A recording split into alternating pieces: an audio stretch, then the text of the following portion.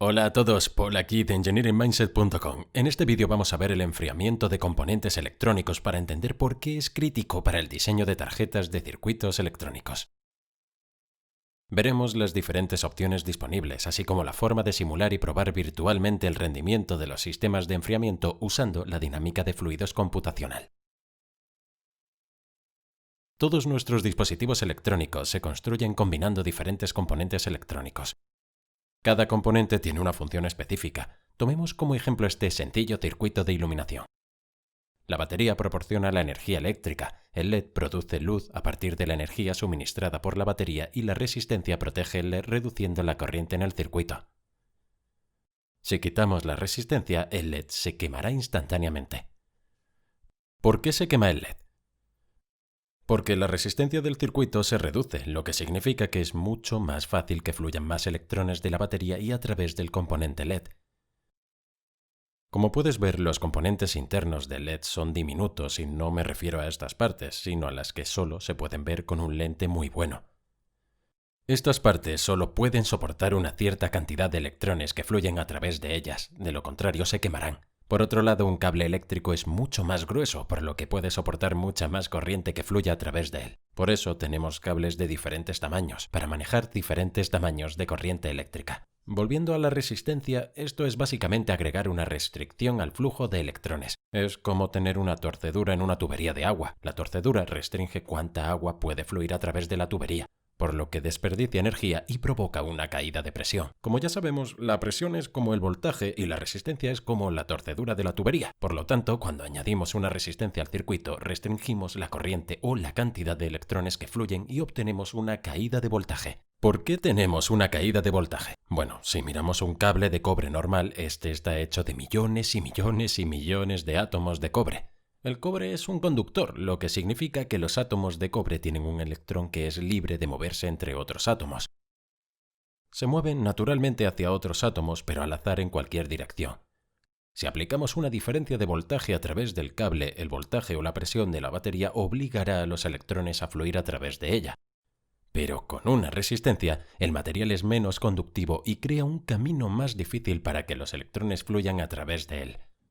Los electrones van a chocar y al chocar su energía se convierte en calor. Así que la energía de la batería está siendo realmente desperdiciada y convertida en calor.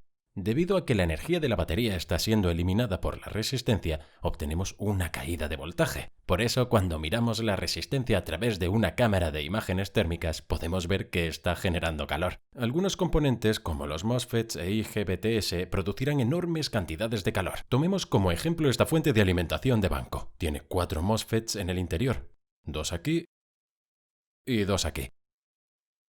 Si quito el disipador de calor, veremos esa parte un poco más adelante en este vídeo, y luego alimento un pequeño circuito de corriente directa con alrededor de 1,2 amperios de corriente, podemos ver con la cámara de imágenes térmicas que estos componentes alcanzan muy rápidamente los 45 grados centígrados. Corto la energía aquí porque no quiero dañar los componentes. Todos los componentes electrónicos tienen un límite térmico o una temperatura máxima de funcionamiento. Cuando alcanzan o superan esta temperatura se rompen y pueden destruir la tarjeta electrónica.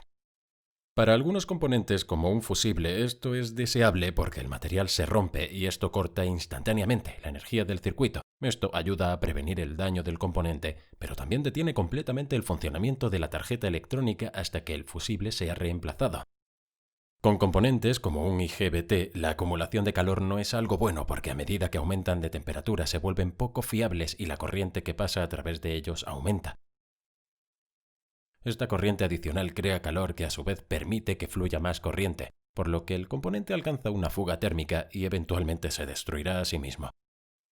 Así que para aumentar la vida útil de los componentes y de la tarjeta electrónica, así como para mantener el componente funcionando en una condición estable y fiable, necesitamos una forma de eliminar la energía térmica que el componente genera.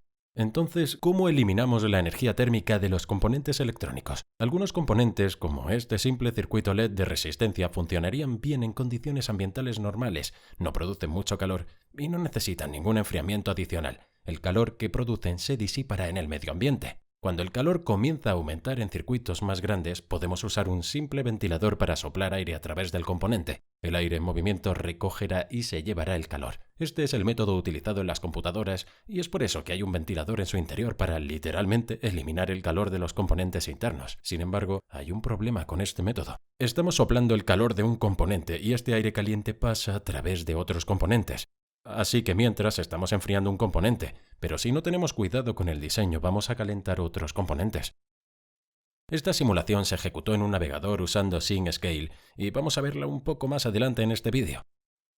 Normalmente necesitamos una forma más efectiva de eliminar el calor del componente y un método popular es usar un disipador de calor para proporcionar un enfriamiento pasivo. Este disipador de calor suele estar hecho de aluminio. Estos disipadores de calor tienen múltiples láminas. Las láminas ayudan a aumentar el área de superficie del componente para permitir la máxima exposición a más aire del ambiente.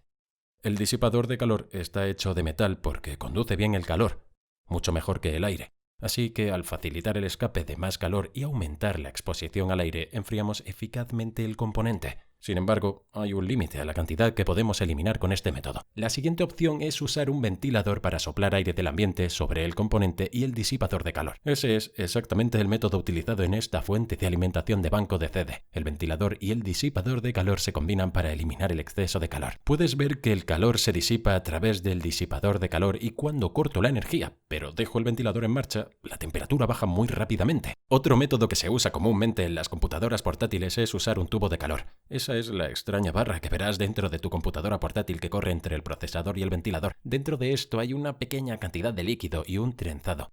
El calor del procesador se transfiere al tubo y este calor hará que el líquido en su interior hierva y se evapore. El vapor se mueve hacia el extremo opuesto, que es más frío porque el ventilador está soplando aire del ambiente a través de la superficie del tubo de calor y esto elimina el exceso de calor. Esta eliminación de calor hace que el vapor se condense de nuevo en un líquido y este líquido fluye de nuevo a lo largo del trenzado para recoger más calor y así el ciclo se repite.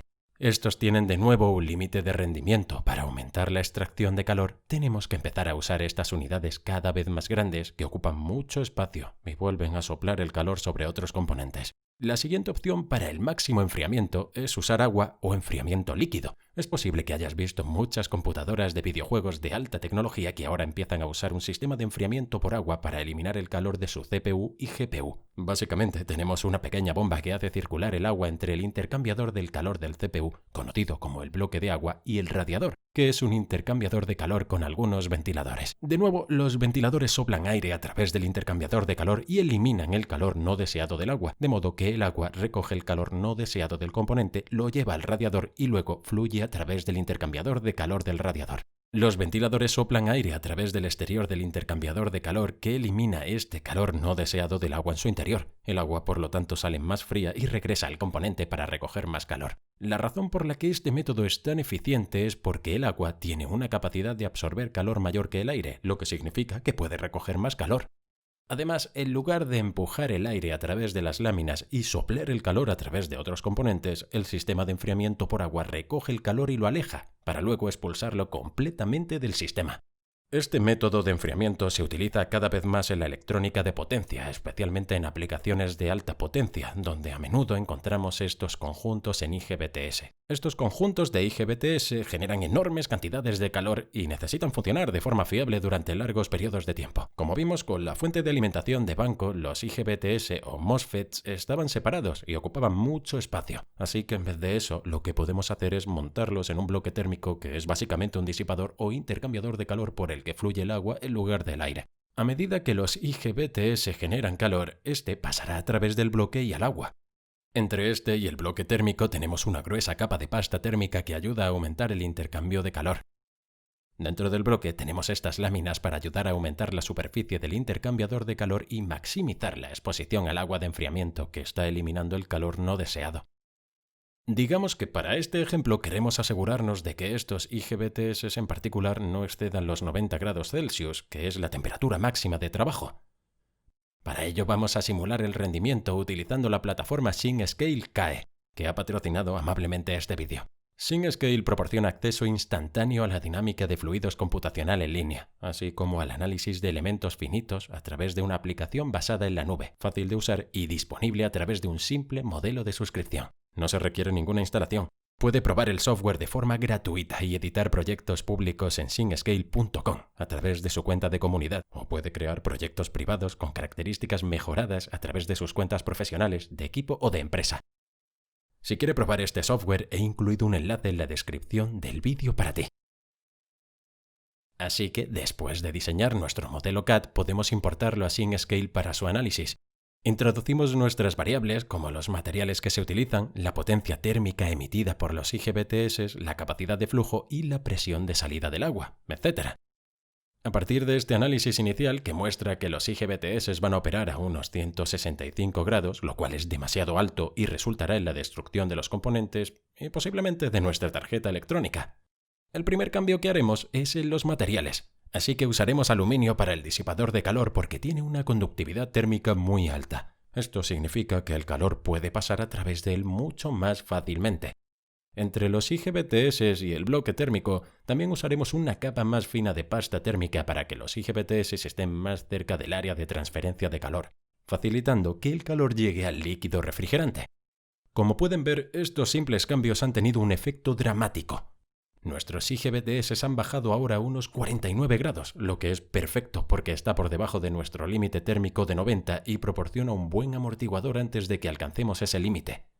Así que ahora el siguiente paso es mejorar la eficiencia del diseño. El diseño original tiene estas láminas que atraviesan el intercambiador de calor que ayudan a exponer el agua al calor de los IGBTS. Sin embargo, podemos ver que este diseño causa una alta caída de presión en cada canal. La caída de presión de cada canal se suma con la caída de presión del siguiente canal. Sobre todo, la caída de presión en toda la unidad es grande. Así que en lugar de eso vamos a utilizar un diseño de canales tipo alfiler y cuando ejecutamos la simulación de esto vemos una distribución de presión mucho más uniforme en cada uno de los canales y un menor diferencial de presión en toda la unidad, lo que lleva a un mejor rendimiento de enfriamiento y a menores costes de operación. Así que con solo simular el sistema de enfriamiento en SyncScale y hacer simples alteraciones de diseño, podemos muy rápidamente hacer mejoras drásticas en el rendimiento de nuestro sistema de enfriamiento y así asegurarnos de que nuestras costosas y críticas tarjetas de circuitos electrónicos están operando dentro de sus límites térmicos. Esto maximiza la confiabilidad y la vida útil, así como también reduce los costes de operación. Bien, esto es todo por este vídeo, pero para continuar su aprendizaje, vean uno de los vídeos en pantalla ahora y los veré en la próxima lección. No olviden seguirnos en Facebook, LinkedIn, Instagram, Twitter, así como en theengineeringmindset.com.